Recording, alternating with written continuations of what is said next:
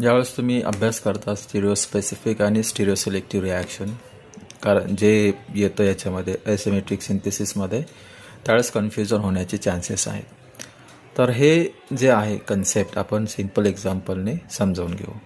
समजा की तुम्हाला एक फोन खरेदी करायचा आहे, तुमच्याकडे पैसे आहे तर तुम्हाला फोन खरेदी करायचे.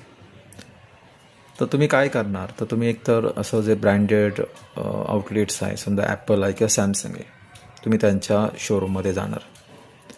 समजा तुम्ही सॅमसंगच्या शोरूममध्ये गेले तर तुम्ही त्या सॅमसंगवाल्या शोरूमचा जो मालक आहे किंवा जो आहे दाखवणारा वगैरे, तर तुम्ही त्याला सॅमसंगचेच मोबाईल मागू शकता. तुम्हाला दुसरं ऑप्शन नाही आहे, सॅमसंगच तुम्ही खरेदी करणार आहे, नो अदर ऑप्शन्स. आणि दुसरं एक्झाम्पल, तुम्ही बिग बाजार आहे किंवा दुसऱ्या कुठले रिटेलर्स आहे त्यांच्याकडे गेला तर तो तुम्हाला सॅमसंगही दाखवेल, ॲपलही दाखवेल, तुमचं बजेट काय आहे विचारेल, तुमची रिक्वायरमेंट काय आहे ते विचारेल, आणि त्यानुसार तो मोबाईल ठेवेल तुमच्यासमोर, हे तुम्हाला ऑप्शन देईल ते.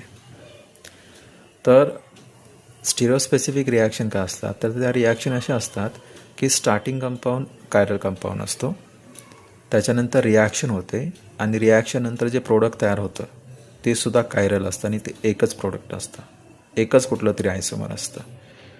So starting compound chiral, reaction product is chiral, आणि ते एकच आयसोमर आहे, आणि त्याची जी स्टिरिओ केमिस्ट्री आहे ती स्टार्टिंग कंपाऊंडच्या स्टिरिओ केमिस्ट्रीवर डिपेंड आहे.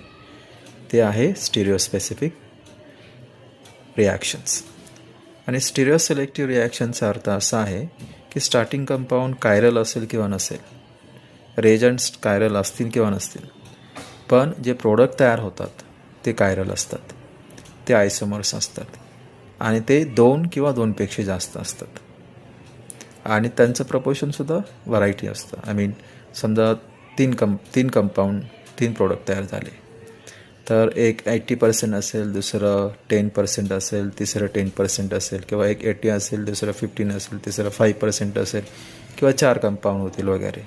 तर starting compound A chiral, products are chiral, they are stereoisomers, आणि त्यांचं जे प्रपोर्शन आहे ते व्हरायटी असतं, एक कुठलं तरी जास्त असतं, दुसरे कमी असतात.